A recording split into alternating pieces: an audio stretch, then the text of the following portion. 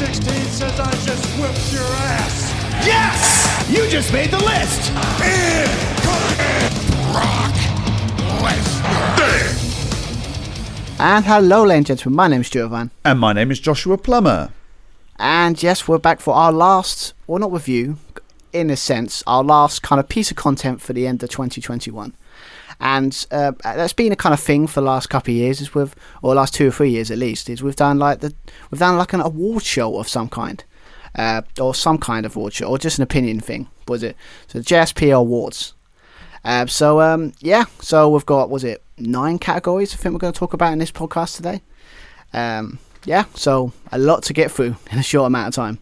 All right, let's get cracking. What is our first award? Okay, so first thing we're going to start off with the, just by build it up slowly, but the best tag team of 2020. I've got a couple on the list, but first question of you is, like, when you think of the best tag team of 2020, what's your first thoughts? What team comes to mind? There are a couple of teams that spring to mind, particularly in the company that focuses purely on tag team wrestling, but views tag team wrestling as an integral part to the whole show, not just the singles males and the singles ladies. The tag team is equally as important. So in that company, AEW, so I'm talking about, you've got the likes of the Young Bucks, the Lucha Brothers, Jurassic Express, FTR. On the other side, there's only really one which kind of came about in a odd couple relationship with WWE. That is the team of Riddle, or Matt Riddle, and Randy Orton, team RK Bro. So if I were to make a short list, that would be who I would include. Okay, I mean, to be fair, it's kind of when I've put like a little list together, like in the sense of names that came up, and also of people that have kind of voted as well. We've also got the Young Bucks, Lucha Brothers, Dangerous Tekkers in New Japan. I picked that name because it's like, I think they're one of the top 10 of best tag teams in the Pro Wrestling Illustrated, top 50 teams that they always release around about this time. So this is where I got most of my list, to be fair, because that's kind of like the benchmark of who to pick. But to be fair with this one, it's a weird one, because you said it's kind of like best tag team. You would probably pick the one that has the best tag team wrestling, and that is AEW, right?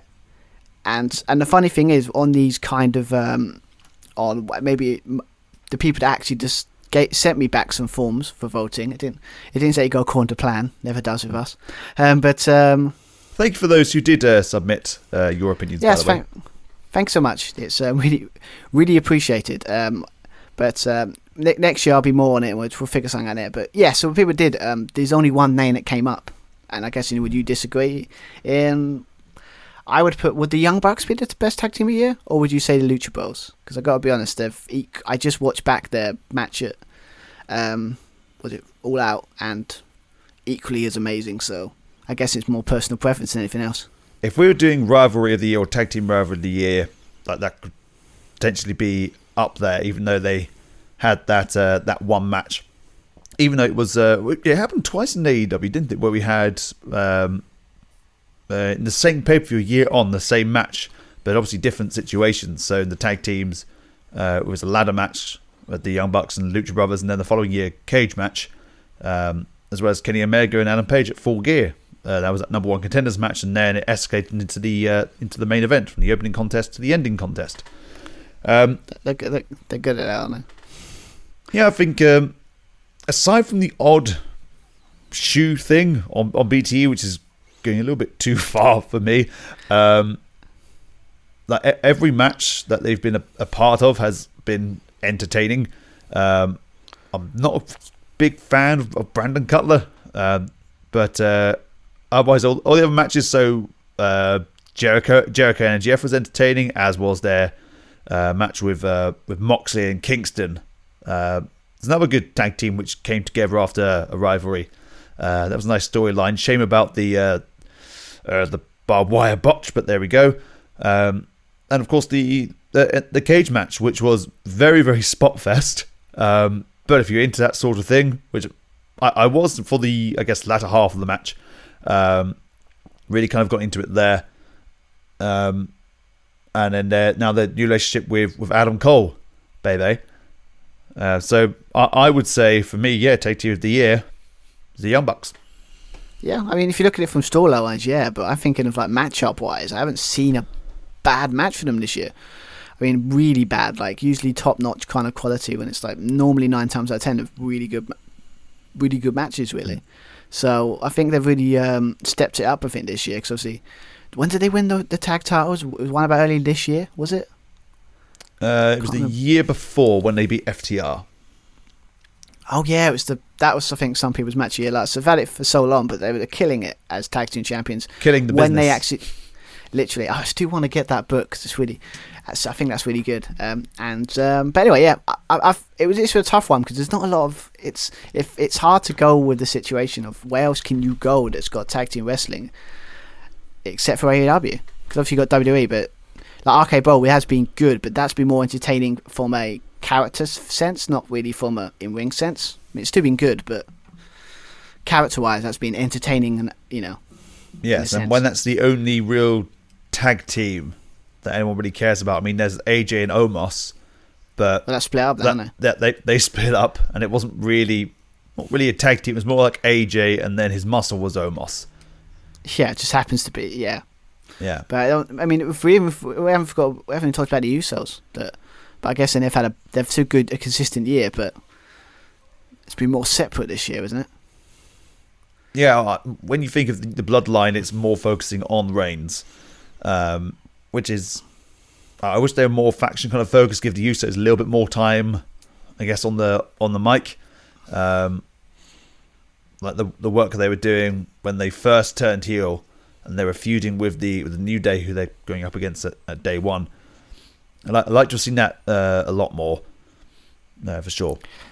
Yeah, but it's SmackDown. It's like basically it's the Roman show, and it's basically if you're not Roman Reigns, it's kind of everything else becomes sidelined. Mm-hmm. But that's fine. But yeah, I don't disagree. Young Bucks thing. It's just if I got a feeling a lot of people say, well, you're going to pick a lot of AEW stuff in this stuff. Like, yeah, because it's been really good this year. Yeah, probably really good. And then we're going to get one thing straight. We're not one of those podcasts like, we only watch AEW, screw WWE. No, we review the WWE pay-per-views. We say when it's good. We say when it's bad. We say when it's meh. We're not one of those where you have to side. Like with Eve Raw, I have the preference of what would I rather watch if it's week in, week out. I mean, I don't watch any of the shows live. I can't because I don't want to stay up at stupid o'clock in the morning. No, those days have long gone. Yes. Like you said, I work. I mean, yes. We have responsibilities, damn it. But I always have this feeling because obviously you always got the idiots online that go like, oh, you talk about how much you love WWE. AEW do things that WWE do, but you praise AEW more. It's like, yeah, because they haven't annoyed me yet. They haven't pissed me off. They've actually given me 9 times out of 10 what I want, so I give them more of the benefit of the doubt than WWE that kind of. And they're still a new company. They're still learning a few bits and pieces here and there. But WWE is very formulaic at the moment. And again, it's the Roman show. A few patterns which are very, very similar. Storylines I'm not particularly interested in or has been recycled over and over again. AEW includes long-term storytelling, which is organic. And they've got a very exciting roster. Yeah, so that's why. Just thought I had to put it out there, just in case anyone thinks, wait, he's picking all the AEW stuff. Yeah, because not all of it, but yeah, most not of it. all of it. That's only one award, but we'll see. See how it actually pans out. I had to put it out there just to get it out, out in the open. Anyway, so I think this one's going to be a kind of slam dunk when it comes to the obvious one, who wins this year. What's the next one we're going to go for is the biggest moment of the year.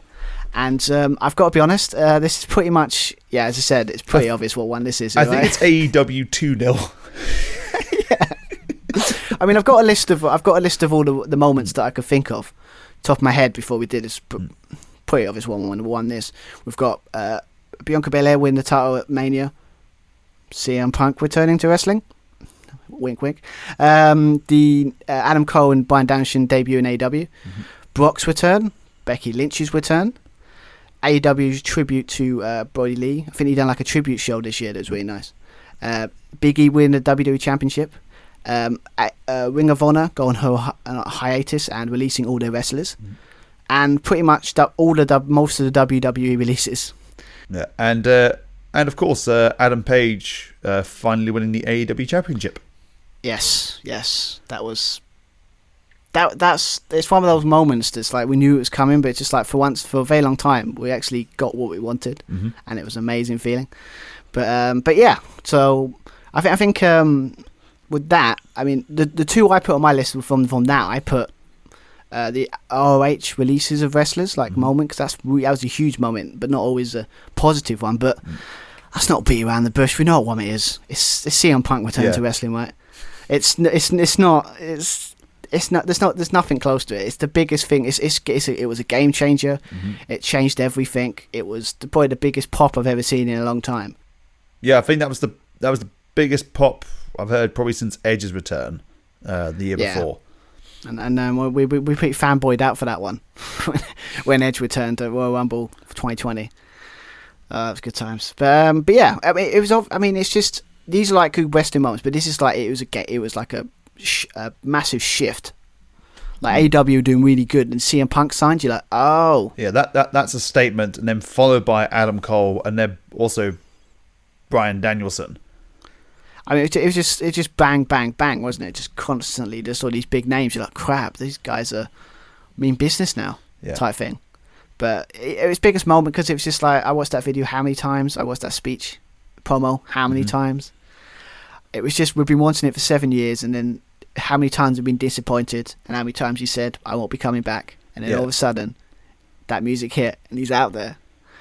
It makes me smile now just thinking about it. It's so cool. And now we're just missing that big old question of the kind of what if. You know, for years, those 7 years of what if Punk returned here? Will Punk return here? And now it's finally happened. And now we don't have that next big kind of what if. No, and it was the last great wrestling return because there was only one that's like before. You know, like you always have one wrestler. Like, oh, if they come back, and it's like Punk. We kind of. I resigned myself. I think I guess you as well. Was like, it's not going to happen. It was nice, but it's not going to happen. But then it did, and it's just like it's amazing. So again, Bianca Belair win the title was awesome. We said Adam Page win the title was awesome, but there's nothing tops it. That is the moment of the year, I think. 100%. And hand down. Anyway, but yes, I mean, keep it short, sweet, because let's be honest, there's nothing to talk about in that sense. Okay, so next one we're going to talk about is the best men's breakout star of the year. I've got a couple of names here that would be. This was a bit of a tough one actually, because obviously there's been a lot of good wrestlers this year that've really gone through the ranks or just like made their name. I've got names here. I don't know if like somebody you might not agree should be in this category, but I'll name them anyway. Was it Jungle Boy? I would say Bobby Lashley. I know he hasn't been a breakout star, but it's like this year he's been actually felt like a star for the first. Like last year he was good, but this year he's been really good. You got Miro, Santos Escobar, Riddle, Cameron Grimes, Big E, or Sammy Guevara. That's who I've got list wise. But yeah, what one? Who do you think's the breakout star of the year? What one rings a bell? Because this is It's so when you say breakout star, it's usually for one of those wrestlers who maybe hasn't been on the scene for that long or hasn't gotten that big push yet, or was bound to get it. You see a lot of those names, your Lashleys and your Big E's. I'd say they'd fall into the category of male superstar of the year. I mean, there are lots of breakouts, but even the names I can think of have still been around for a while, like MJF, for example. I think he was a breakout star last year. Like, your Darby Allins, your Sammy Guevaras, your Jungle Boys. But there have been a few names that have popped up going, oh, okay. This one's been exciting to watch. So, we shit on 2.0 quite a bit, but Kamalo Hayes has showed some promise in NXT. As has the young Dante Martin in AEW. Like, he was part of that tag team with Darius Martin. I think Darius got himself injured. And then just one night, everyone was very much pro Dante. Yeah, I mean, I gotta be honest. Yeah, I didn't think of that. I think on the list thing, a lot of people put like Sammy Guevara is on that because it's like last year, like he's not like a breakout star, but like as an individual star, you could say this year has been his breakout moment because obviously he won the TNT Championship and all that stuff. But like, it's like he's been with the Inner Circle, he's kind of part of it and had on matches. But this year, it's like maybe it's like you could say his breakout as his singles career. Mm-hmm. That we've been waiting for a while, ever since that match against Cody when AEW began. So, we'll not talk about the finish of that one. We'll talk about that probably whenever we get to an AEW pay-per-view. But yeah, this is a tough one. I don't know. I mean, yeah, and another name I'd like to throw out there only just came about, even though he's been around, hasn't wrestled at all. We haven't seen him wrestle apart from 2 matches now. Probably not quite making the award, but someone to certainly look out for.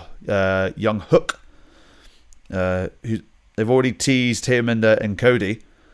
I haven't even watched that first match. I know I should, but all I saw was he had his first match and it became an internet sensation overnight, and he became the highest merch seller in AEW overnight just by one match. Wow! So this kid must be good if that's happening. Yeah. So I did watch it, but I'm reserving my judgment slightly. I mean, he's got a great look. Obviously, I need to see him, if he does matches, see how he can hang with the likes, Cody, and maybe there's other stars, the Ray Phoenixes, the Darby Allens. See how he goes there. He worked with people who were good, for lack of a better term, but I mean this in a good way, good jobbers. Fuego del Sol did a really good job of making Hook look good. But we'll see. But certainly on the radar, that's very exciting. If I was Hook, I'd be very excited. If I was Taz, I'd be very excited. Well, he continuously mentions it any chance he can get on AEW when he's on the commentary booth. One name that I know how we've got a sour taste with the product, with the project at the moment, but like someone on our votes, there's a couple of people who've done the votes for him. They come up with Braun Breaker, or he actually specifically said, AKA, called him Rex Steiner. Like literally put it in the comments, said, you've got to call him Rex Steiner. Don't call him Braun Breaker. I'm like, okay, I put it in there. So right. I've done my duty. But yeah, I mean, to be fair, of all the names from that, I know NXT 2.0 has been this kind of like, it's like a bit of sour taste because of how they've kind of just ruined the thing that didn't need to be changed. But out of all of them that's kind of like new stars, Braun Breaker is the one that looks the most impressive.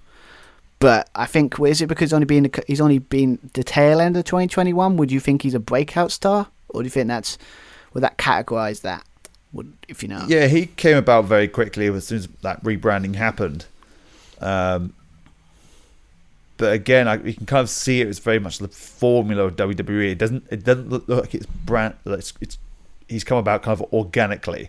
I don't really know much about him. Am I that invested in him? Not particularly, but they're clearly big on him. So he'll probably win the NXT Championship next week or whenever he's facing Tommaso Ciampa. Well, I think it's that New Year's Eve, and that's probably on Tuesday. So yeah. But we've got to make a decision in because obviously we've got a lot of names there. Like yeah. So I mean, my pick was I think I eventually put Jungle Boy, but then when I thought about it, I kind of would change Sammy Guevara because I think like single breakout star. He has broken out of, you could say, out of the shadows of the Inner Circle because he hasn't really been a part of it not a lot except for odd things this year. So it's been a very single heavy career. Yeah, so. Jungle Boy has moments, but he's mainly been working with the Jurassic Express. I know Sammy Guevara has been aligned with the Inner Circle, but he's had the TNT Championship run. He got the winning moment in the Stampede match. Yeah, I'd probably say Sammy Guevara, but it's tough. That was a tough old category. Yeah, I mean, it hasn't been as easy as the other ones over the years, because over the years it's just pretty obvious what the stand-up breakout star is, but this one was hard. Like I got all these names, but like I don't know who to go for, but yeah. So agreement. Should we go for Sammy Guevara as breakout star? Sammy Guevara, awesome. So next one we're going to go for is obviously got the men's breakout star. Of course, we've got to talk about the women's breakout star of the year. interesting one I've got. This might be interchangeable of the best woman wrestler of the year. Yeah. Because there's one name I've put that could be on the other category, but the two I've got, I think I've put four that might be. Is you got Bianca Belair, Rhea Ripley, maybe Ty Conte or Thunder Rosa. It's a weird one because obviously it's interchangeable with the women's wrestler of the year, but yeah, I've put Bianca Belair just because I gotta be honest, like, yeah, it has been a breakout year for her because she does some good stuff in NXT. We kind of were impressed by it, but it was that WrestleMania main event that made her go, oh, she's really good. She's got potential. That Sasha Banks match, I mean, we'll talk about it later, but like, yeah, for me, that works for me. I think that's the definition of the category, breakout star. She became, probably like the best 2-3 wrestlers in the women's division by that match, to prove how good she is. Yeah, I like that ending of the Rumble as well with Ripley and Belair as the final two. That made it all the more exciting. Okay, now there's going to be hopefully some kind of shift. I mean, there wasn't really much of a shift in the end, but what's new? Well, it's just, it was like that New Year moment when for a couple of seconds you have that feeling where everything can change and you can do anything. That's what sometimes that moment felt like, oh, there might be a shift. And you go 2 seconds later, you're like, oh, of course not. It's WWE. It's not going to happen. But yeah, I mean, a lot of people have put Britt Baker in this category. That I would say yes, but then you could always put her in that category as best woman of the year. But I mean, they're the two that came to mind. Really, it's like I think there's an interchangeable between them two. Like you could put Britt there, Bianca Belair on the other, or Bianca Belair. I like Ty Conti and Thunder Rosa be on that list as well. Another name should be included because she was mainly affiliated with being a part of the tag team of the Riot Squad, and now she's one of the most popular baby faces, I guess, in the company at the moment. It's probably Liv Morgan. Yeah, I probably should. I think that's more because I've watched bits and pieces of her work at the moment. It looks like some cool stuff going on with her and Becky Lynch, as you said. I saw that promo she did. She got actually pissed a lot of people off because they mentioned the releases and trying to imply that Becky was the reason her friends got released. It's a bit on the nose, but it's not her fault. But at least they're addressing it, I guess. I mean, yeah. in a weird kind of indirect way, but still. I mean, I don't know. It's just it's like I think it was too. You know the old saying we do a joke and they say too soon. I'm like, yeah, it's a bit too soon, especially when you could release anyone at any moment.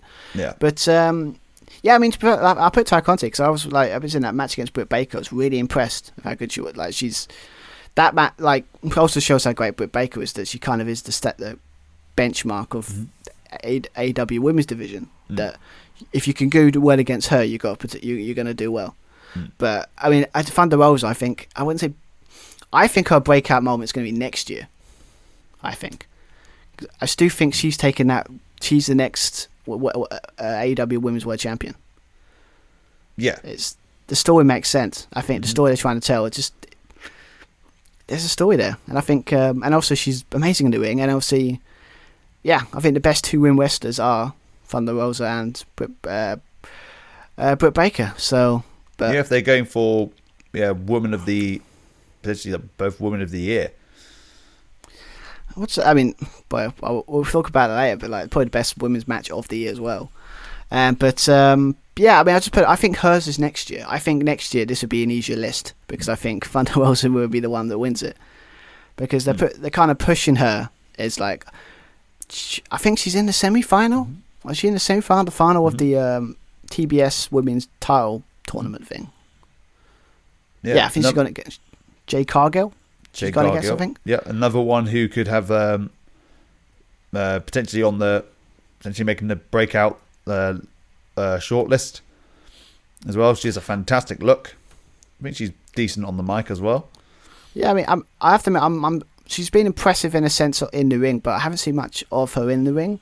So maybe if she wins that title, that I guess a lot of people predicting she is, then that means she has to wrestle more. So that means maybe I would prefer Judgment until I see that. Because again, she's got look. It's not bad, but that's why she's got the other guy to speak for her.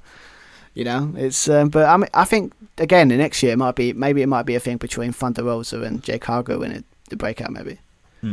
But yeah, I think. But again, would you agree, Bianca Belair, or do you think we should go? I think Bianca, just because take away maybe the.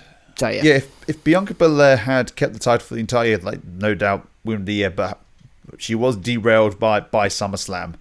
Yes, she won the Rumble. Yes, she co-main evented WrestleMania. Had the matches with Bayley, but yeah, broke out in that sense, but not huge.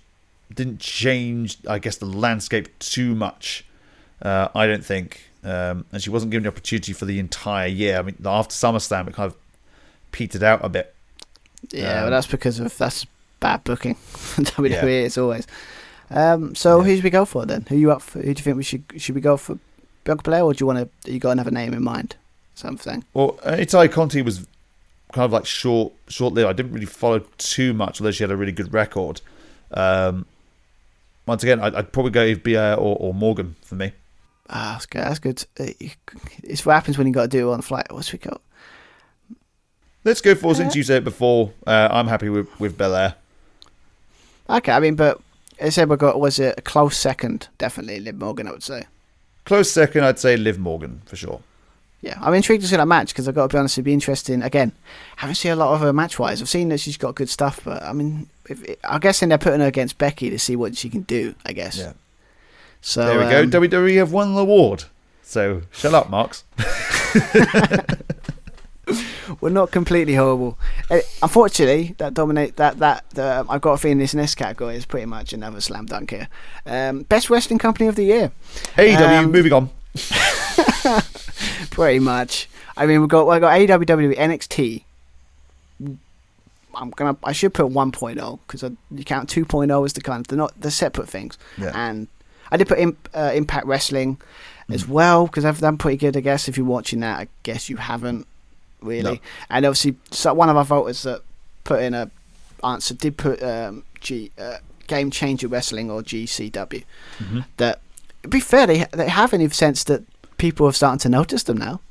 Like they actually didn't know who they were, and then all of a sudden having these great matches that you hear about with Moxley and all that, and they're like, oh, Moxley, Gage, Cardona, with the death matches and the cage matches. I should have put that in the moment of the year. Cardona winning the GCW World Title, like in a hardcore like death match. Mm-hmm. I should have put that in there as the moment of the year because that's like, wait, the guy that used to go woo woo woo, you know it. And it's like now he's like having death matches against like Nick Gage and winning titles. I'm like, something's wrong here. Something's not right. But got them. But yeah, as you said, it's. I mean, yeah, it's got to be AEW, right? It's just that they've had two of the best, crusade, the best pay-per-views of the year back to back. Mm-hmm. You've had like probably the best matches by far. Yeah. They've hit their stride this year. I think it's taken them a while, but I think they finally found their formula that works. Yeah, there's always something you always want to tune in. So even like the promo battles, Punk and MJF, for example, the tag team wrestling is still solid. WWE, the women's division, is building gradually. The long term storytelling paying off. Very, very entertaining stuff. The death matches. And again, that goes back to the women's, Thunder Rosa and Britt Baker. Very, very exciting to watch. And they've got that nice mix of new talent, established talent, and old stars, but not relying on them too much. There's a lot to look forward to in the future of AEW. That's why I can't wait for 2022. To be fair, I mean, some of the matches with these established stars that we haven't even got yet, and. We haven't even got, like example, we haven't got the full potential MJF, and he's amazing at the moment. We haven't even got the top notch of how far he can go. So, but yeah, I mean, it's obviously WWE is hard really because there's a lot of sour grapes with WWE at the moment because of the whole releases situation. I know it's a normal thing, but in this case, this year was ridiculous. I know. I feel that's made me lose enjoyment a little bit more. I know I shouldn't. People would say, "Well, don't look at rumors," but you just can't not watch that product and just not feel numb that they've all these people. Yeah, they get rid of all their they get rid of all the talent. They just kind of, I get the idea of, okay, well, you clearly don't care about this character, so I shouldn't have been invested in them. I've invested a lot of time already. So who's the next person you're going to release? Do I even bother investing any time if you're just going to release them in 6 months' time or next year or whatever, when they were world champion or the most over thing? You know, your Keith Lees, your Samoa Joes you got rid of momentarily. The Bray Wyatt, the Fiend. That's the big one for me. The Fiend was a big one. I think it's just hard to watch it. It's just I could watch. It's like, I think the thing we do is we just watch the pay-per-views and we watch them. We just watch it for the wrestling stuff. I think that's enough for us at the moment. I think it works. That works fine for what we want to do. We still watch WWE, but we don't watch it weekly anymore because it's just, why care if they don't care? But I think that release thing really bummed me out, like the tail end. But if you look at it from like match-wise or like, they obviously had the WrestleMania stuff was good, but it just fell off this year. I don't know what it is. Like you normally have like WrestleMania's usually the time when you have the big matches. SummerSlam was pretty. I mean, SummerSlam this year was a bit iffy as well, wasn't it? Yeah. Money in the Bank was good, although I don't think the right people won apart from Big E. That was good. Maybe cashed in a little bit too soon. Like the briefcase should be there for the entire year, built on more, I think. They had a Crown Jewel event which didn't suck. Good. Yeah, it didn't suck. Well, just to point out, I still haven't watched it.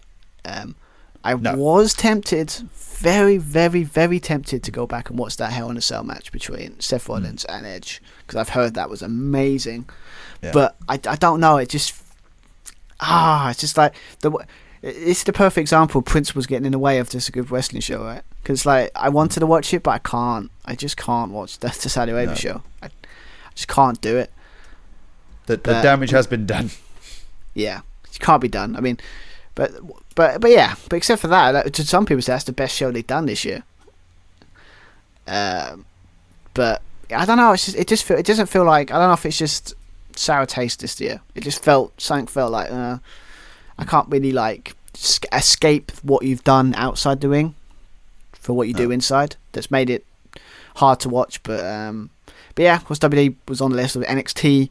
It's hard because it was a one version of a vision until like 2 months ago, and now it's another version of a vision. So what do you separate it as? I mean, again, it was a good year for them in the sense of 1.0. It had some good stuff in there, but after that, it's just got a bit like, so it's like, what do you go for? Once the takeovers were out of the like our main arenas like the Barclays Center, that there was just missing that edge. Like, and now they don't call them takeover anymore. It's the year that NXT kind of died. Well, certainly 1.0 did. It's dying, I'd say. No reason. No reason. So I think NXT is going to be a weird category next year with the 2.0 stuff. I don't think it's going to be on us. Well, we're wrestling marks, so I don't think it's going to be on our lists for a while. We might still review. I think I might still review the shows just for the sake of it, but we might not. We're thinking that we'll talk about it next year. But yeah, I put Impact Wrestling because I think they've done more prevalent this year, probably for the fact of the partnership with AEW. But in that, kind of having AEW in the name probably is why AEW probably wins it anyway. Yeah. So yeah, I just think what wrestling company, what AEW has brought me like as like love of wrestling, it's brought it back a little bit more. And so if a company does that, then surely they win best wrestling company of the year by far, right? So yeah, 100% agreement, I assume. 100%. Okay, so next one, as I want to clear, we're talking about pay-per-views. The next category is the best pay-per-view of 2020 or of the year. Again, this is weird because sorry everyone, but it's probably going to be AEW because they had two of the best ones of the year.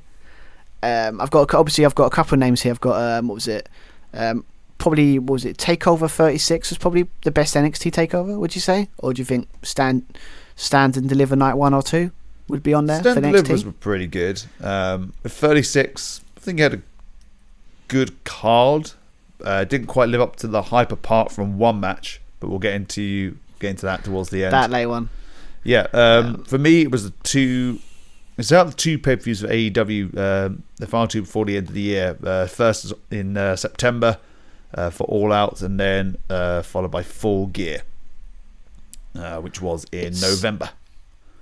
It's a tough one, that. Like, what one to pick? So I think that's a discussion. Like, there's no wrong answers here, because it's like they're both excellent, but it's like what one tipped it over the edge? Like, what for you personally? What one is maybe just one moment that just tipped it over that go, that's better, makes it a better pay-per-view?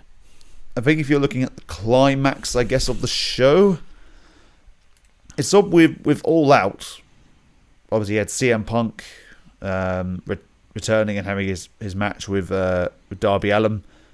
I thought the ending was, even though it was exciting, but I thought it was kind of oversaturated, like having Adam Cole and then Bryan Danielson come out rather than kind of one or the other. But the payoff for Full Gear, everything comes full gear, full circle, I guess, especially that year after I touched on before, where they fought each other in the opening contest in 2020. Hangman Adam Page defeating Kenny Omega. And we had a discussion actually before the show, saying that I wouldn't be surprised if Kenny Omega actually won.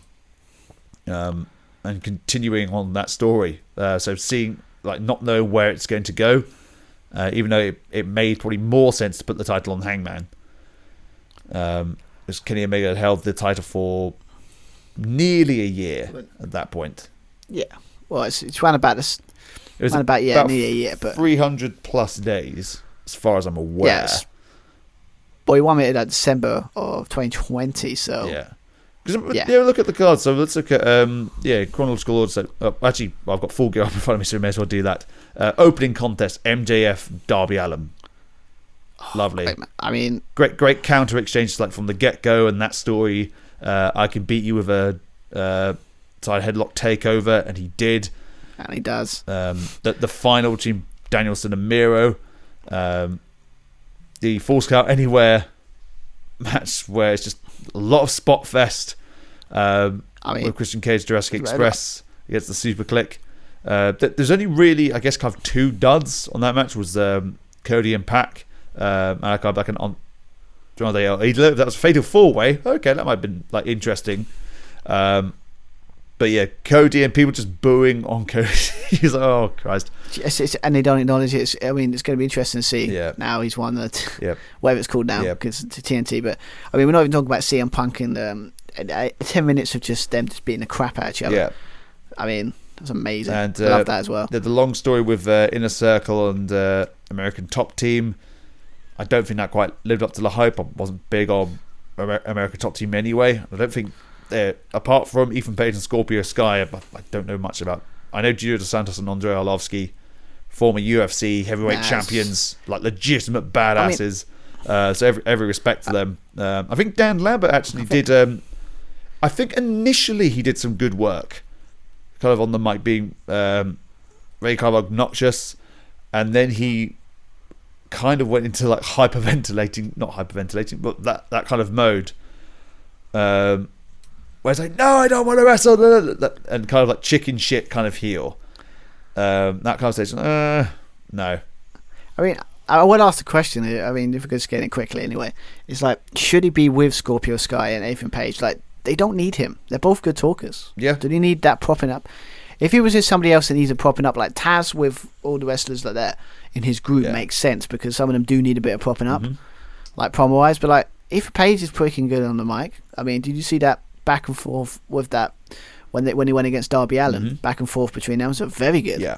And the Scorpion, I mean, God, that guy's amazing too. Like, it feels like an odd fit to me. I don't think they need it.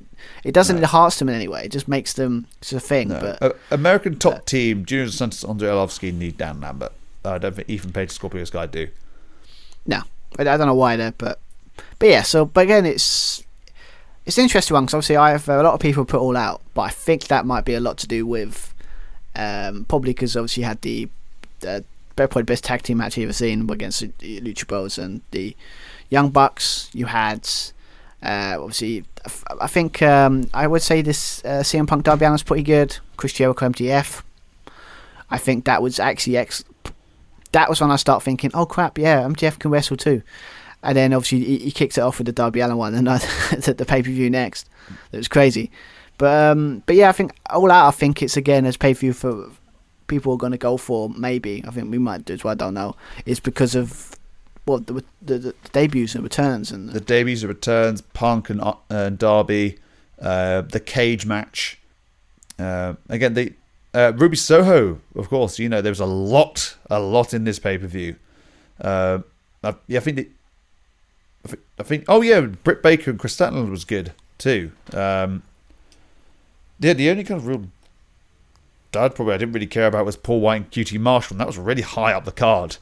But the beautiful thing about that was only like a couple of minutes and it was done. So like it doesn't bother me too much in the sense that they knew it wasn't going to be this. I mean, who gives a crap about? No offense, QT Marshall. Yeah.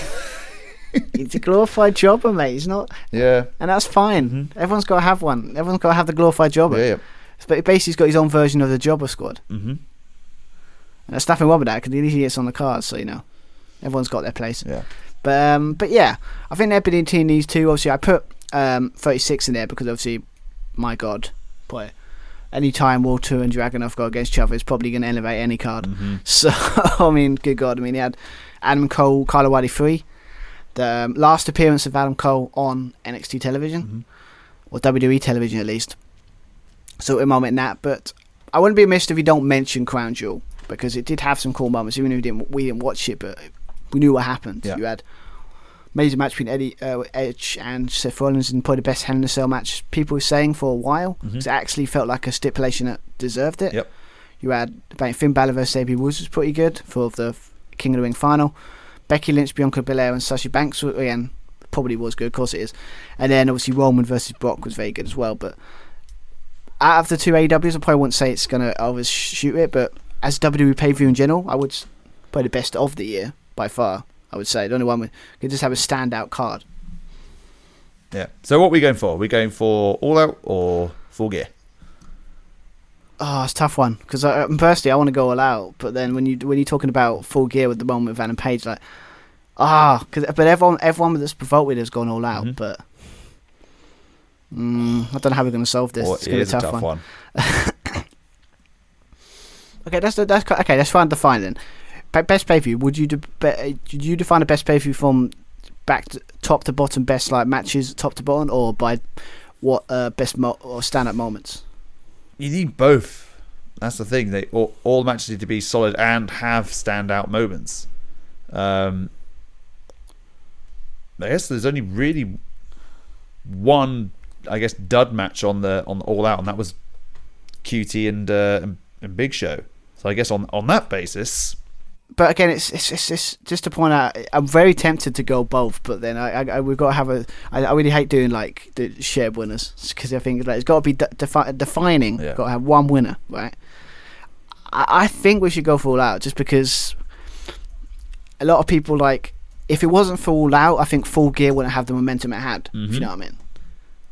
So, but I mean, I do get your point on Full Gear. I mean, good God, it's still. But I think what a lot of people go for this pay-per-view more is because of what it was a statement for AEW. It's like it's probably like they've had some good pay-per-views, but this was the one that went, we're good now. Like we've got some good stuff going on, right? Yeah. If it wasn't for that one, it wouldn't be Full Gear. But again, this is a personal preference thing. Literally, they're on the same par, I would say. But it's just we've got to pick one. So as much as I probably agree with you. As much as the payoff of Page winning the title. MJF and Darby Allin, like top to card, probably the better card. It's probably All Out, Full Gear, but in terms of moments and shifting a landscape, feeling like a big deal all the way through, even though it's saturated. Minoru Suzuki was there as well, for God's sake. I think we just have to put Minoru Suzuki, otherwise he will track us down and kill us. I mean, the guy is like he's travelling all over America. I mean, it won't take long for him to find us in the UK.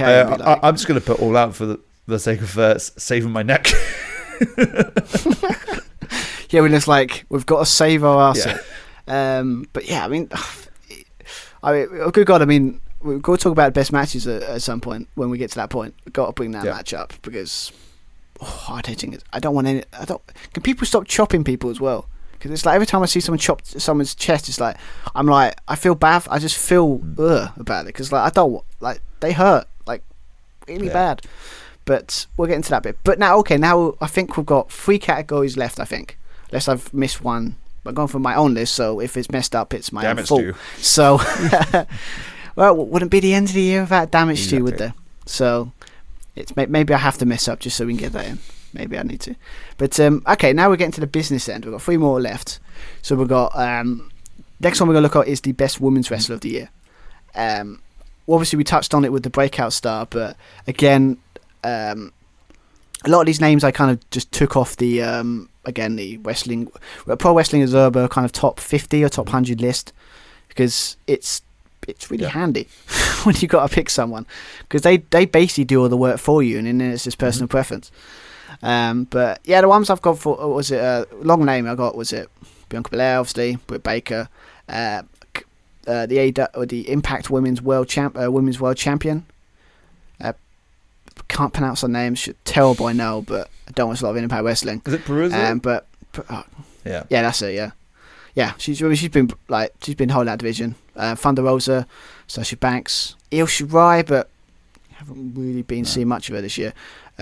Miguel Gonzalez, Salima Dean, Deep. That's it. We've got Rhea Ripley, Yukata Shida. You got Charlotte Flair.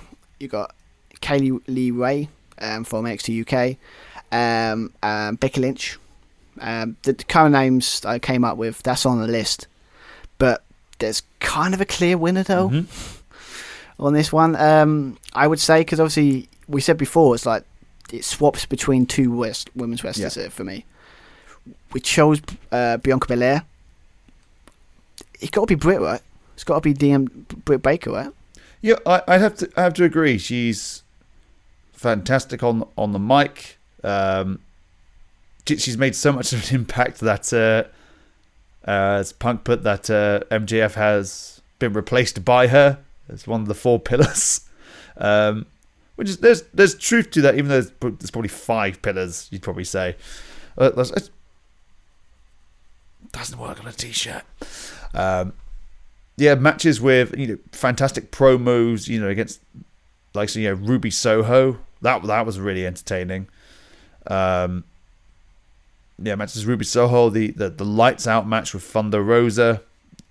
Great matches against Chris Statlander, and Ty Conti as well. Well protected, so good on the mic, good look, good gimmick. Has been very consistent all the way throughout the year. Yeah, I mean, I think it's just, I think a lot of people have put that because it's just Britt Baker's just been that, again. The stand-up moment was that lights out match, we liked Britt Baker, but that was the moment when shit, she's good, and then all of a sudden she won the ADO Women's World Championship, and then she's just kind of went with it. And whoever wins that title offer is going to be even bigger. I do think it's Thunder Rosa. I think, as you said, the story's there.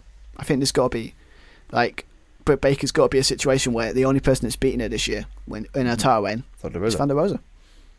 So it's going to be interesting. But yeah, I mean, I think Britt Baker. I think if you're going to go if you're going to pick WWE, if you're going to put that in a category, again, Bianca Belair, but we've gone through that already. You could say Sasha, but she's been on and off. Charlotte's been basically Charlotte, so it's kind of like... And she's been good in a sense...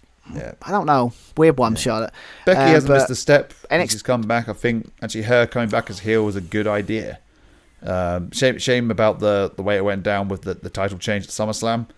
A lot of people disagree with you doing that heel turn. No, I think the heel turn was the right decision. However, the way about it was bad. They shouldn't have buried Belair. I think there was certainly room to have that match, and then Becky realizing, Belair's a bigger deal than I thought, getting frustrated, and then as a result cheating to win.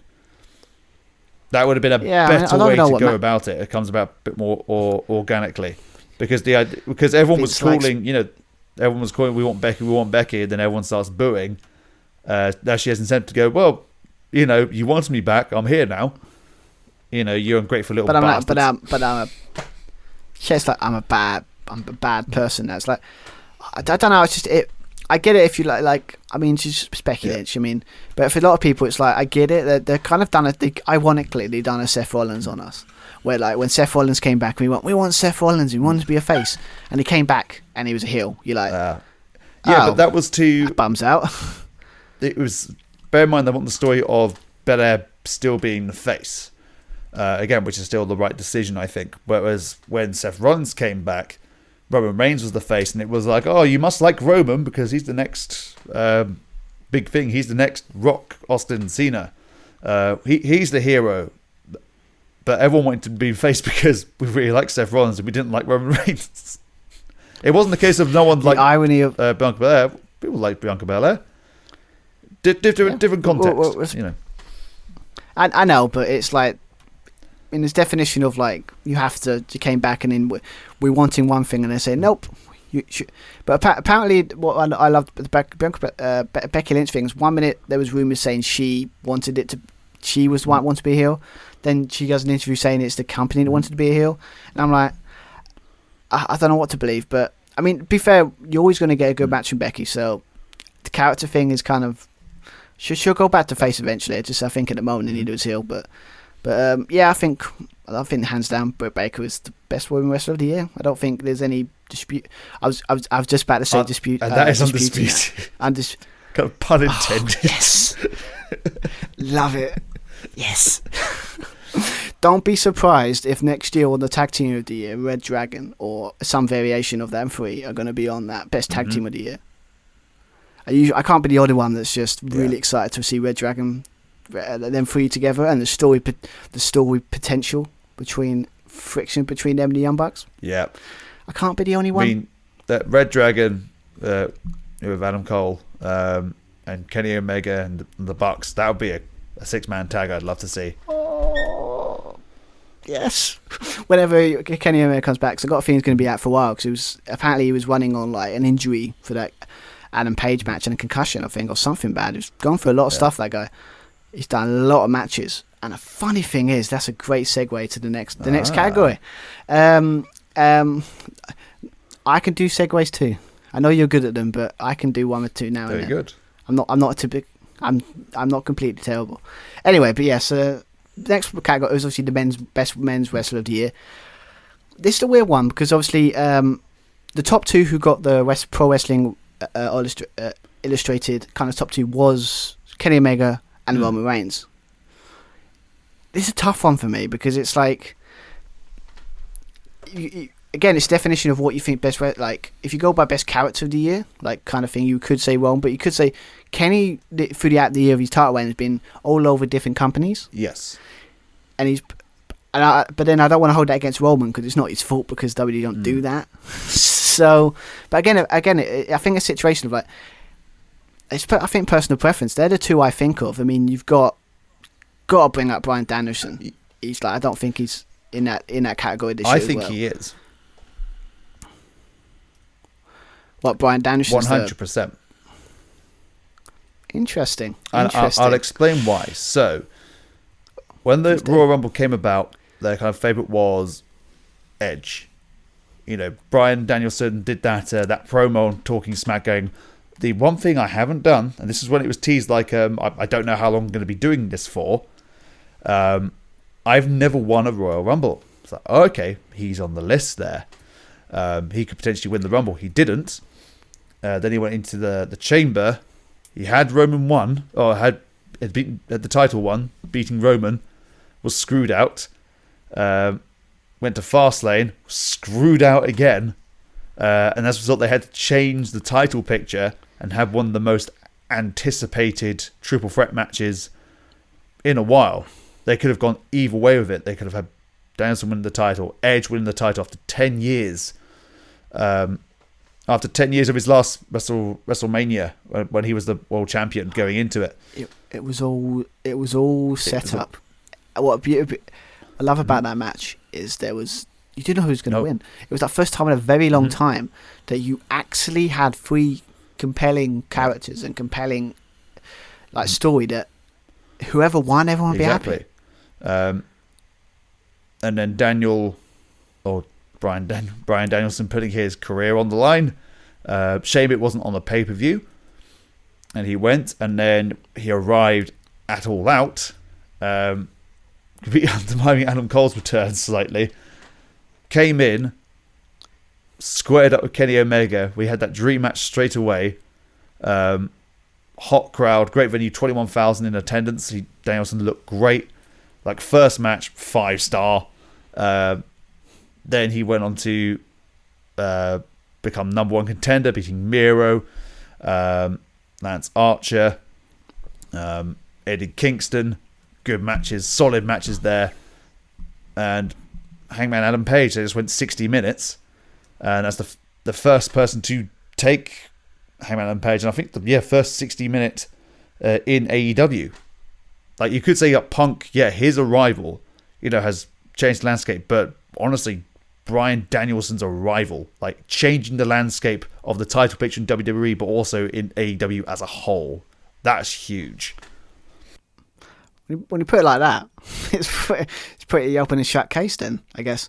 But weird thing is, like a lot of people put, like, my included, really. It's like you got to put, like, in a sense, you got to put Kenny Omega there as well. I mean, you can sit down Bryan Danielson. Just do have to get used to that, Bryan Danielson. But you have to feel like when you look at Kenny Omega, I think it's just because of the quality of the matches he was having. Like, he could be up there with that Bryan Danielson with the kind of quality of his match, because he was in AAA and made his matches there. He was in Impact, so he was having good stuff there. Obviously, AEW. I can't think of anywhere else he went. It's just he was going all over. It's probably why he got injured, to be fair, because he was just wrestling so many fucking people. I mean, obviously he had some of the best matches. I mean, obviously he had. I even forgot about that triple threat between what was it? Orange Cassidy and Pac. Was that's like amazing. But I mean, I think it's a tough one now, because you made me think. You've put a compelling argument. That's a good argument. Yeah. I don't know. That's the problem when it's just it's opinion and not by, like, definitive voting. This is why I've got to be more on it this year. But a lot of people that we did get to vote did say it was something like, a lot of people did put Kenny. I put Kenny Omega. I think everything Pro Wrestling put Kenny Omega. One person put Roman Reigns. So no one put Bryan Danielson. I don't know if it's just because he's kind of I wouldn't say snuck on the radar because it's Bryan Danielson, but could it be just because it's Bryan Danielson and we all expect him to be amazing? We kind of just took it for granted that, he's done a lot of shit this year. He did a lot this year. As I touched upon, he changed the WrestleMania main event. He had solid matches through. I had the best match on the WrestleMania card. He's probably had, how many match of the year candidates has he had now? I mean, let's give me a second. I've got a long list here. 1, 2, 3, 4, and that's that.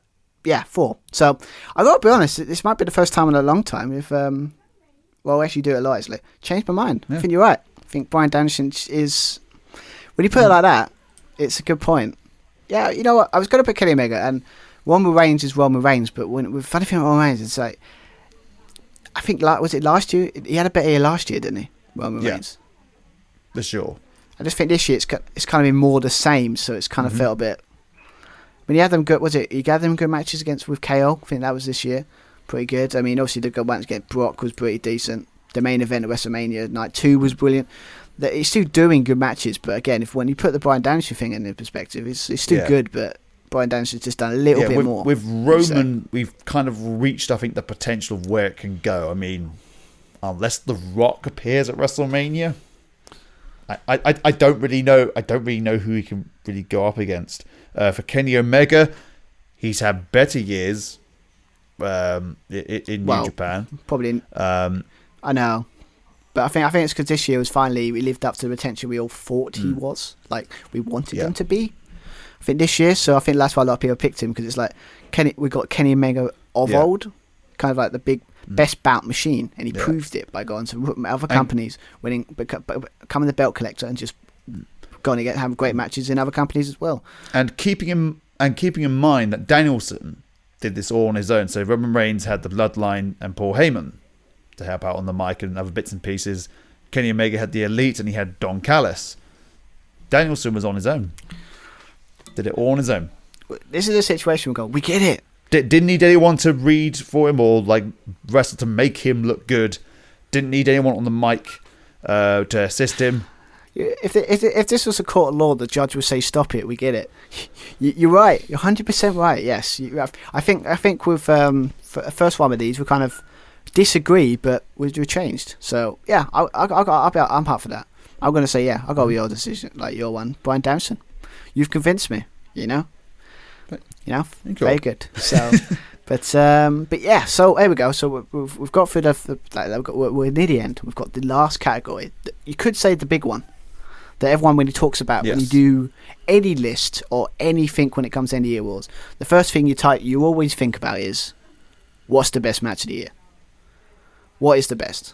This was a tough one. I mean, I've got a whole list here that I can probably name off. That obviously I've got my own personal one that we can quickly. We won't go too much into that, but like we'll just go through each match. But we've got. I mean, totally forgot there were good matches at Wrestle Kingdom because it starts off in a year. It feels like a different stratosphere when it starts off in January. But you had Okada versus Will Ospreay that I forgot was actually freaking amazing.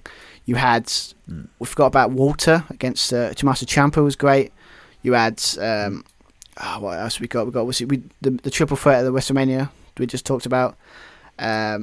Probably, ironically, the last match was that Daniel Bryan had as the name Daniel Bryan against Roman Reigns. The Hell in a Cell match in Crown Jewel. Again, still haven't watched it, but I'm gonna take most people's words for it. But I think I said I've sent you my kind of top 5, and I think I wouldn't be out of the way and possibly to say you kind of would agree. Would you say your top 5, or you got a little bit of changes, or you kind of? Yeah, I think there's probably 4. I think 4 or 5 that kind of stick in my head, but for different reasons.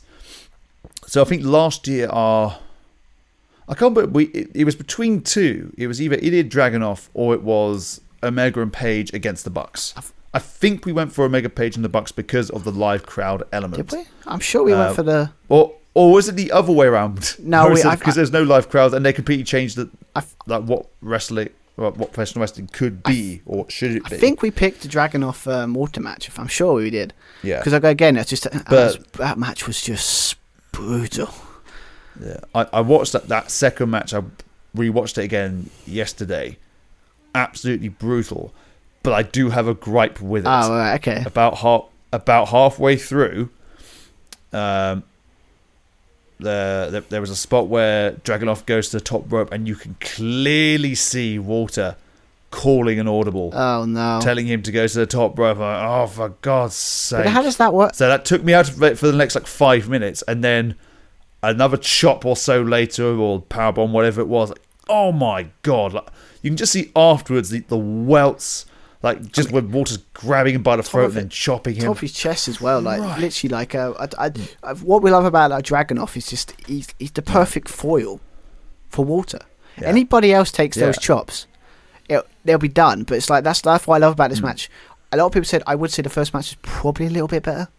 I think the not having live crowd there did enhance the impact of the chops because it felt more brutal. But we're talking about minor stuff here. But I mean, I enjoyed the psychology for the second encounter was really good. I thought where Dragunov actually had a counter kind of for everything. It was like he's figured it out. Keeping Walter down, had him figured out, really frustrating Walter. And then he got caught out. There's a powerbomb on the apron, so Walter was playing that game there. And if Dragunov couldn't control him on the ground, he would just go absolutely ballistic. You hit him harder, he'll just keep coming back and just go absolutely ballistic. I love this, but I enjoyed the ending of it as well, where it's very much kind of like an MMA UFC fight, trying to choke him out, and he can't quite do it. Keeps escaping, gets it back on, keeps escaping. It's like, can he tap him out? Can he tap him out? Because again, you're kind of expecting torpedo Moscow or like the frog splash or some kind of kick chop for the match to end. But you hardly ever see that kind of finish. Just lift him up, choke, and then just tap straight away. It was a big surprise. Like, oh, Jesus Christ. It's like he made Walter tap. Like, I mean... Yeah.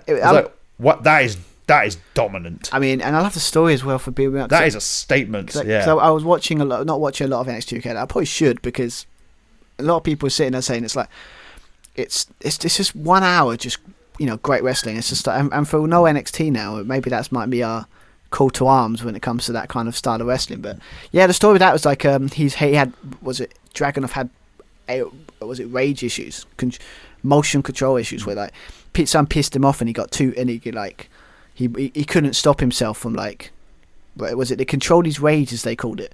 I think I watched one of his matches. Because he feared, I think the promo said he feared Walter, or he was always kind of in the back of his mind, and now his game was to become, well, Walter was his nightmare, and then he wanted to become Walter's nightmare. And I mean, which is what he was. I mean, I've got to be honest, like, I just feel like we've got to give NXT UK credit. It's like the first few champions have done an amazing job of just building up someone to take that title from whoever's the champion. And it couldn't... 680 days. I mean, I honestly think next champ with Dragunov that they should probably let somebody... They should start doing short reigns, because they've had the first, the first 2 out of 3 of the champions they've had have had long, lengthy reigns. So maybe we need to maybe do a bit more hot potato with the title, maybe.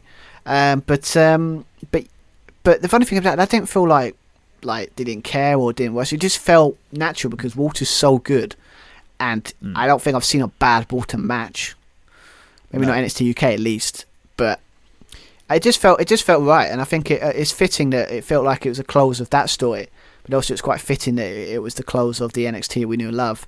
That was the last pay-per-view, the last takeover, so it felt fitting in that sense. But yeah, I mean I think that's up there. I honestly. I mean, would you say, is that your best match of the year? Would you say that's yours? It's difficult to say. Like with the cage match, I really got into it about halfway through. The kip up spots and the kicks there, the dive off the cage. I liked the live performance at the beginning. I think their cage match and the tag team match before them was better. But again, like, just everything was like spot on and slick, especially in the closing stages there. Danielson and Omega is a great showcase of where AEW's going. The Dragunov Walter match was kind of, I guess, the last hurrah of NXT. Is like, yeah, this is NXT. This is NXT UK. This is how it should be. And then and it's just kind of like we're going out, we're changing, we're going out fighting. I mean, and what a fight it was. Watching that, I think it was like, I had like a top 5 list, and it was like I put that third. Then I watched the match back, and I'm like, no, that's going up to second. That's going up. That needs to move up, because it's just like, fuck, that's so good. I mean, I do think the first match is better, but I just think that's better pure for the fact of the physicality. I do think the other match was, I wouldn't say more technical. It was a bit more technical. Yeah. But the first match was just brutal. I mean, the only time that having no one there benefits you, because you can hear every chop, every slap. Freaking, it's amazing. But yeah, I think me personally, my top one was the Young Bucks versus Lucha Bros, just because this kind of match I like. I like high flying stuff. I like the counter after counter. I like the kind of there was blood in there. I like the stuff with the whole. Maybe it was a bit goofy with the whole with thumbtacks on the shoes, but I like the idea that when his brother, from Penta, protecting his brother, all kind of crazy movesets. The ending, I like the finish. I just think it's for what I like wrestling for. I think that's why it's my number one. But I think the matches I've been up as well was obviously Dragunov, we talked about, the Bryan Danielson, Kenny Omega. You cannot not put that on there. I mean, if it was that or the Suzuki one, they're basically, I mean, we haven't even mentioned that they gave that one away for free as well. That was brutal. And they've done it just to stick it to SmackDown, that decided to he got a lot of crap for Tony Khan for that, because it's like, oh, you should stop thinking about WWE. It's like, but they fired the shots first. They decided to extend their thing, and what did they respond with? Fucking Bryan Danielson with fucking Suzuki. Freaking Suzuki. I mean, wow. And also what I love about that match is just like, my God, like, there was only a snippet. only a snippet of what they could do, and it was only like, and it was amazing. Then what could they do if you gave them like again a 30 minutes, give them an Iron Man match or something? I mean, good God, that would destroy us, wouldn't it? That'd be an amazing match. Yeah. I mean, but yeah, I didn't even mention that. I mean, I should, but I think Omega's just a bit better. Hangman Page you can put in there as well with that. Basically, you convinced me of the men's star makes some of these Bryan Danielson match of the year candidates choices makes sense now. Because he could just pick any of his basically any match he's had so far in AEW, and you'd be like, yeah, he's pretty much been killing it this year. But yeah, I mean, I think I had two I don't mention is obviously Thunder Rosa and Britt Baker at St. Patrick's Day Slam. I mean, again, I still think that's the best women's AEW match they've done. I don't think it has been. I mean, the best one was it Kato Shida versus Nyla Rose? Maybe was that was the no DQ match as well. Exactly, they know how to do those matches, but yeah, I think that match was you can't not mention. It's just like it made two like Britt Baker and Thunder Rosa were loved and we liked them, but this match made go shit. These women are good, like really good. I mean, it made Britt Baker. I mean, she basically had a Becky Lynch moment. Let's be honest. She got her face busted up. Had the picture. She lost the match, but she the one that came out benefit most from it. That's what I love.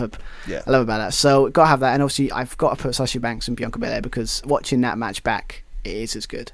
I have to put it in there. Maybe there were probably better matches like in general, but I think it was like I put on my notes here.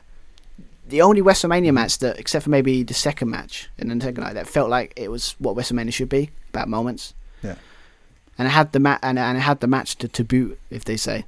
For it, but I had to put it in there because it was a big moment, and I was really happy. I remember choosing between that and the triple threat was hard. I remember when we were discussing it last year. So I mean, when we talked about early in the year, I mean, so yeah. But the question is now we've kind of wrapped out roughly where everyone is. What should we go for then? What's the match to go for? A lot of people are going for. It's a tough one because logic dictates that if AEW have been the better wrestling company out if we were comparing WWE and AEW. Maybe like all the companies I haven't seen all the companies, but AEW the quality and the content they're putting out logic dictates that one of them should be match of the year. It's pro wrestling. It's a tough one. It really is. I mean, as much as I want to see Omega and Danielson again. I want to see Danielson and Page again. Little bit of an anticlimax to go to the draw. I can understand why they did it. In terms of payoffs, they're both really good for both the cage match and the UK championship as well. I don't know how we're going to solve this. I mean, I don't want to do the whole joint thing because I said earlier, but it was kind of could do it earlier, but. Would we have to, like what would be joint? Would you say a joint between Dragunov and Walter and the Young Bucks and Lucha Bros? Like, yes, I think it's a dub. This is why I tried the vote. But to be fair, most of the votes went for I think the two. What I went for the obviously Lucha Bros and Young Bucks. I think everything pro wrestling went for the same thing, and I think one went for Bianca Belair and Sasha Banks. Again, all great picks. Like, it's like, there's no wrong answer here, but it's just no. I just how can I put like was it Lucha Bros against Young Bucks, but then leave out Dragunov and Walter? It just doesn't feel. Yeah. It just doesn't feel right. I know I can say we'll pick one, but I can't. It just doesn't feel right, and I don't know if I want to. So I think maybe just based on the gripe, I guess, but it's all because I thought like 95% of Dragunov and Walter I was invested up until that clear fucking audible, which really pissed me off. And the cage match was like, oh, this is quite fun, but not fully invested. Up until like after when Ray Phoenix broke up the pin for after Penta gets the thumbtacks to the face, and then it just goes absolutely insane. Batshit crazy, yeah. I mean, this is a tough one. I mean, would you say the gripe with the Walter is enough to make you sway yourself to the other match? I guess just because it's breaking of character. You're breaking kayfabe. Sorry to disappoint you, but it's been broken for a long time. But still, you've got to keep that up all the way through. Keep that character. I mean, they did for the cage match, and for God's sake, Rey Fenix is fantastic, isn't he? He's so that good. guy a couple of years ago when he was on my ass for like not putting Rey Fenix in the best wrestler of the year. He's right. I should have put him on it because he's amazing. Absolutely amazing. But I mean, I think probably just for that gripe, I think. And I like the entrances you remember as well. But even though the entrances for Dragon of Water were good as well. Oh, goodness me! I feel like we've decided that. I think we're gonna. I think we decided. This is one thing we're gonna go for the Lucha Bros and Young Bucks. But we're talking. If we gave to Dragunov and Walter last year, then the cage match. We're talking about like fine margins, like just. But I mean, all I say today, if you listen to this, one, you've got how many days we got left? 3 days before the end of the year. Go back and watch these matches. They're worth it. They're really good. Really good stuff. I mean, I've been so well, maybe sad or had more time this year, but I've got a whole list of all the matches that got 8 or 9 on cage match. I've literally kept a record of all of them. So many good matches this year. I mean, maybe just I think I have to admit I would have to maybe next year if New Japan become a bit more I don't want to say relevant, but kind of become a bit more. They get back to their best. I might check some more of their other shows out, but I mean, so I think 9 categories, we've done it. We've got through all the categories. I would say if you're listening to this, let us know in the comments if you're watching us on YouTube or we're on Twitter at Justin Stu Pod or wherever the social media. If you listen to this, let us know what's your best match of the year. What's your best? Do you agree with our picks? Do you think we're talking shit? I mean, let us know, please. But we've talked a lot of shit. True, very true. But yeah, I mean, I think whatever. It's been a great. I mean, I think AEW is definitely. I think rekindle our love a bit more this year. I think. Yeah. And I can't wait to see what they do. Hopefully, WWE don't do anything more dickish next year.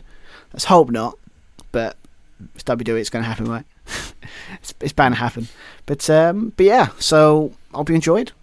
Let us know picks. When it comes to all kinds of stuff, I guess we'll bring up the prediction stuff. We'll sort that out next year. Well, like soon when you got some time, I assume. Yes. So we'll sort that out. But yeah, we're hoping to be back for day one, Day One. That's on January 1st on a Saturday. Wonder where they got that idea from. So we'll hopefully get that out soon. As soon as we can. New Japan, Wrestle Kingdom we normally do, but I got a feeling we're just not going to have the time. So I probably might do it by myself, or might get someone in else to talk about it. Maybe mix it up a little bit. But I think Josh would love to watch it, but as you've got so much stuff on, that's just not fair on you to get you to watch like for the 3 shows they've got at Wrestle Kingdom in like 2 weeks. Oof. You know how long New Japan shows are. Yeah. So I especially main events going 40, 50 minutes. I know, and I sit there and complain about that. Wow, they go 60 minutes and like, a Page and Bryan Danielson. Like, my God, New Japan do it all the time. Where do you think they got the idea from? New Japan. But so I'll probably back for that in the sense of myself. We'll probably review that because I really want to watch the show because it's got some interesting stuff. Especially that third one against Noah. I don't know much about them, but I'm intrigued. But me and Josh, hopefully we're back for first pay-per-view of 2022 with Day One. That does look like a pretty decent card, even if obviously the build-ups probably we haven't been paying attention. It looks like it should be, in theory, should be a good show, in the sense of wrestling anyway. So we'll find out soon enough. So so I guess only one thing to say is I've been Stuart Van. And I've been Joshua Plummer. And one thing to say is have an awesome new year, and we'll see you on the other side in 2022. So bye everyone. See you in 2022, guys. Happy New Year. Bye-bye.